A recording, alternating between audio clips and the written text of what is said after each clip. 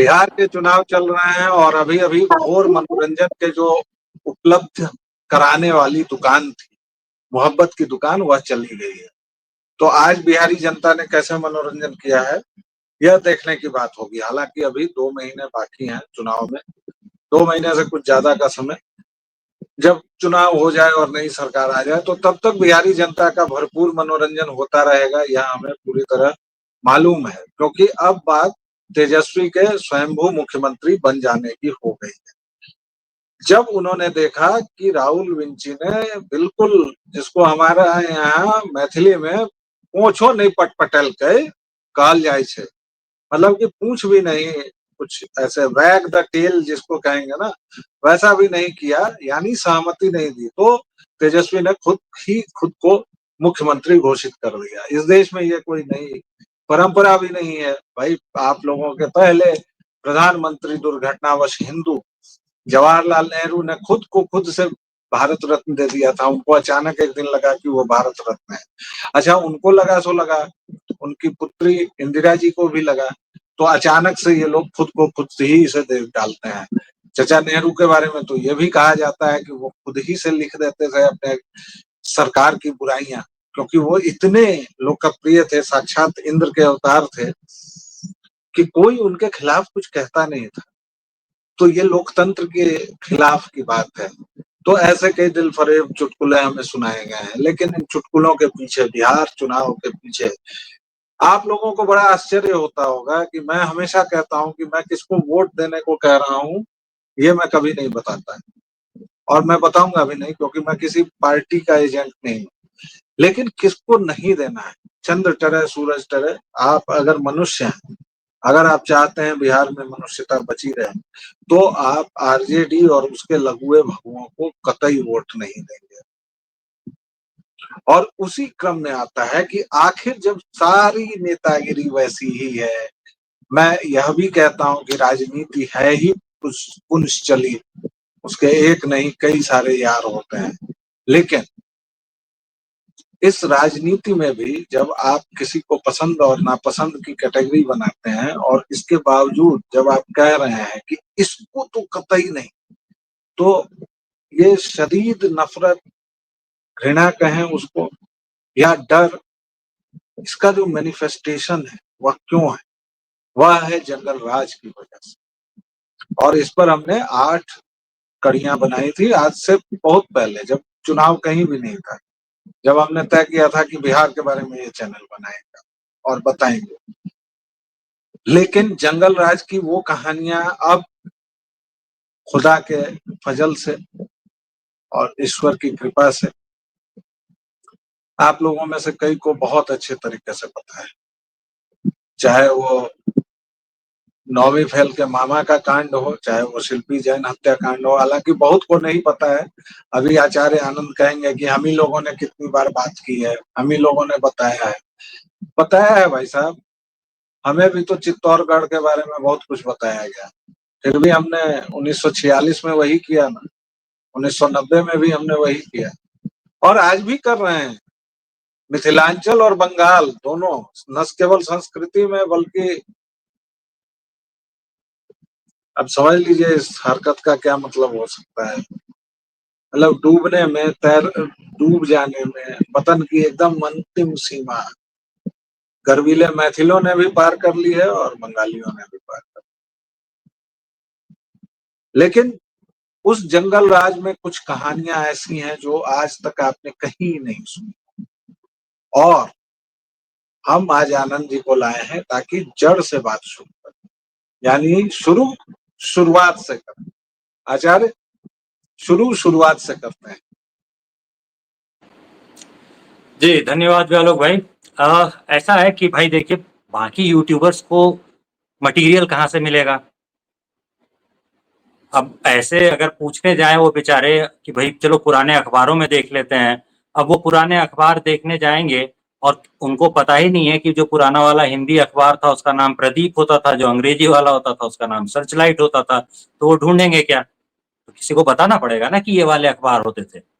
किसी को ये भी साथ में बताना पड़ेगा कि सिन्हा लाइब्रेरी में अब 3 ही स्टाफ होता है, खुदा बख्श लाइब्रेरी में ज्यादातर उर्दू अरबी वगैरह के किताबें और अखबार होते हैं।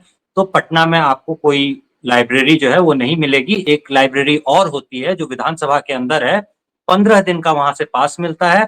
तो वो एकमात्र जगह है कि कोई विधायक जी अगर चाहें और आपको जनरल पब्लिक को, आम जनता को एक लिख करके चिट्ठी दे दें, तो आपको मैक्सिमम 15 दिन के लिए उन अखबारों को देखने का मौका मिल सकता है जिनमें वो असली कहानियां लिखी हुई हैं, जिन कहानियों की बात होती है। तो बाकी कहानियां तो सब लोग सुन ही चुके हैं, बहुत सारे दूसरे चैनल्स पे भी देख चुके हैं। एक नई कॉपी पेस्ट करने लायक कहानी जो होती है वो हम आपको सुनाते हैं आज। और ये कहानी होती है बेलछी नरसंहार की। अब बेलछी नरसंहार फेमस क्यों था? तो बेलछी नरसंहार फेमस इसलिए है क्योंकि बेलछी नरसंहार वो नरसंहार था जिसमें इंदिरा गांधी हाथी पर बैठ करके आई थी, और उसके बाद उनके चुनाव फिर से जीतने का मतलब, जब वो इमरजेंसी लगाने के बाद वगैरह के बाद जो वो चुनाव वगैरह हार गई थी, तो उनका चुनाव फिर से जीतने का कुछ जुगाड़ जो है कुछ बनता हुआ सा दिखा, कुछ उनकी पॉपुलैरिटी जो है वो फिर से जोर पकड़ने लगी। तो वो वाला नरसंहार जो था वो बेलछी नरसंहार था। बेलछी नरसंहार में हुआ क्या था?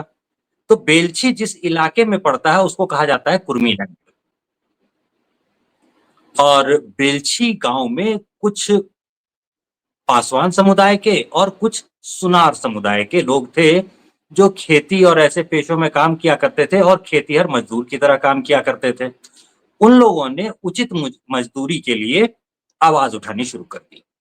अब ये उचित मजदूरी वाला सवाल जो होता है ये बहुत बड़ा सवाल होता है। क्यों बड़ा सवाल होता है? तो बड़ा सवाल इसलिए होता है क्योंकि आज भी अगर आप देखेंगे तो खेत का जो मजदूर होता है वो नॉर्मल जो आपका भवन बनाने में काम कर रहा है या सड़क बनाने में काम कर रहा मजदूर होता है उससे कम पैसे पाता है। अगर यहाँ आपको 350 रुपए मिल रहे हैं सड़क बनाने के, भवन बनाने के, तो आपको खेत मजदूर के रूप में बिहार में 250 रुपए ही मिलेंगे। और अगर आप कहीं स्त्री हैं तो 250 रुपए भी नहीं मिलेंगे, उससे भी बहुत कम मिलेंगे। 200-150 के बीच अगर आपको कुछ मिल जाए तो आप समझिए कि आपको बहुत पैसे मिल गए।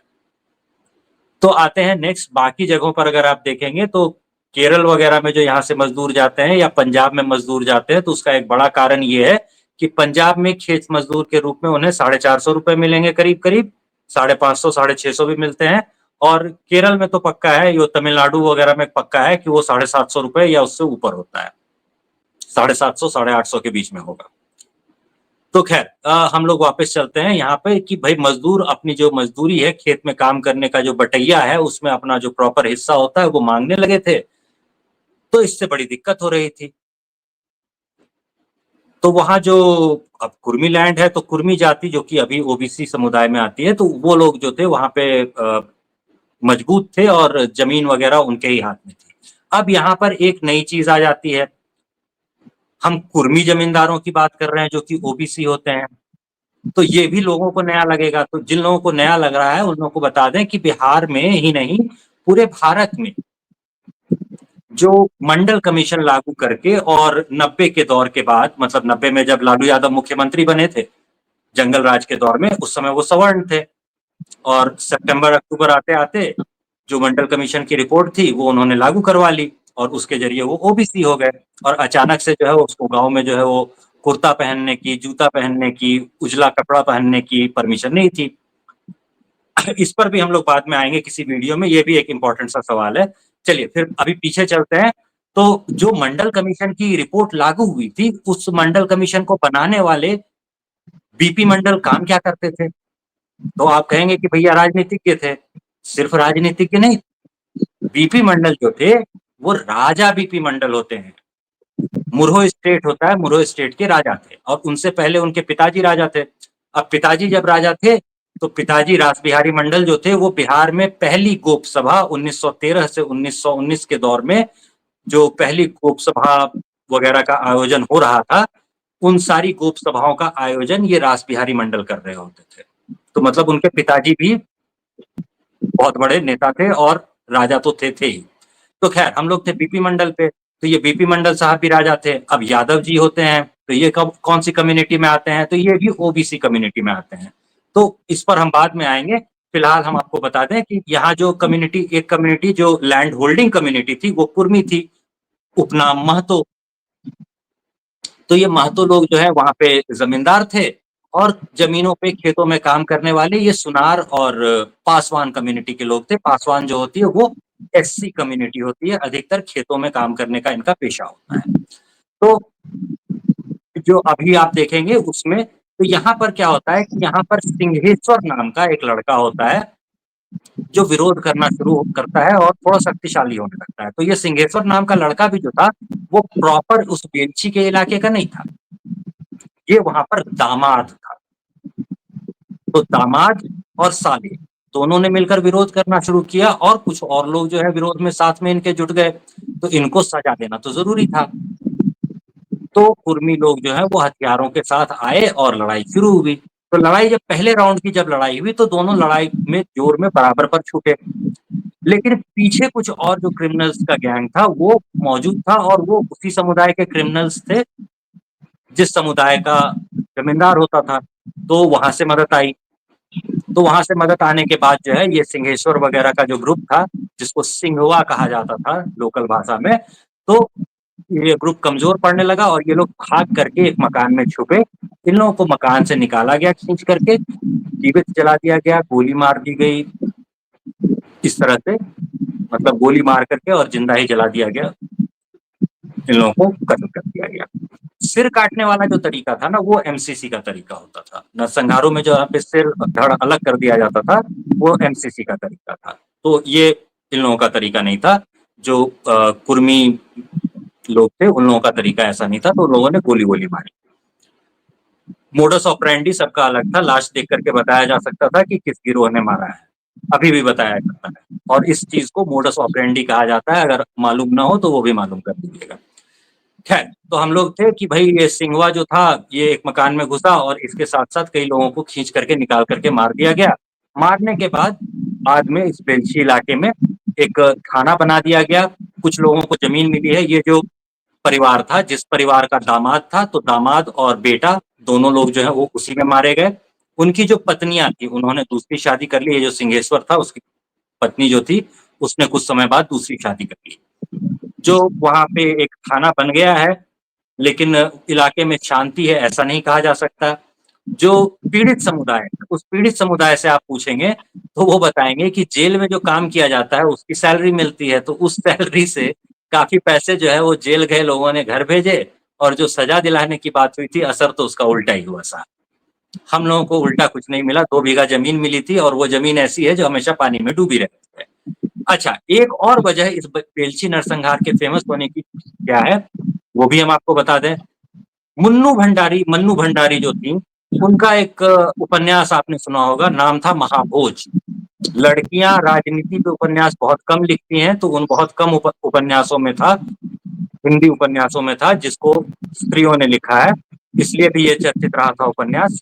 तो ये जो उपन्यास था, इस उपन्यास का आधार जो था वो यही बेलछी नरसंहार था। तो इस वजह से भी ये बेलछी नरसंहार फेमस है। तो यहाँ जब आप कास्ट इक्वेशन देखते हैं और ये आपको बताया जाता है कि ऊंची जाति के लोगों ने नीची जाति के लोगों को मार दिया, तो यहाँ पर आप जो ये गलतफहमी पाल लेते हैं कि जनरल कास्ट वाला होगा जो नरसंहार का परपेट्रेटर था या फिर अपराधी या फिर आरोपी था, तो यहाँ पे आपसे गलती हो जाती है। आमतौर पर नैरेटिव में ऐसा सेट किया जाता है कि जनरल कास्ट वाले जो होते हैं वो एससी पर ये अत्याचार कर रहे होते हैं।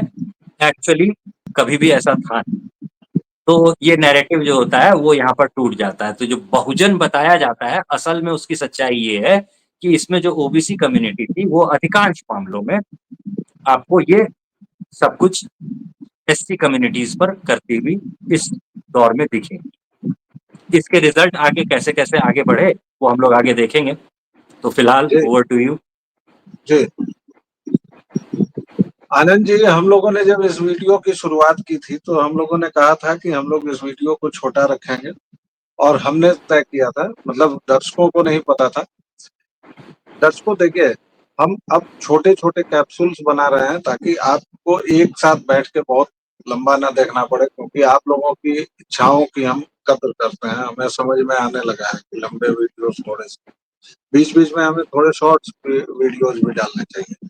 इसलिए ये बिहार का जो जंगल राज का आप फिर से जो हम लोग सीरीज शुरू कर रहे हैं, उसका ट्रेलर समझिए, और बेलछी नरसंहार कैसे उस पूरे जंगल राज से जाके जुड़ता है, कैसे एक खास जातिगत समीकरण बनते हैं, और कैसे सामाजिक न्याय के नाम पर तथाकथित पिछड़ों और दलितों को इतना ठगा गया है इस देश में।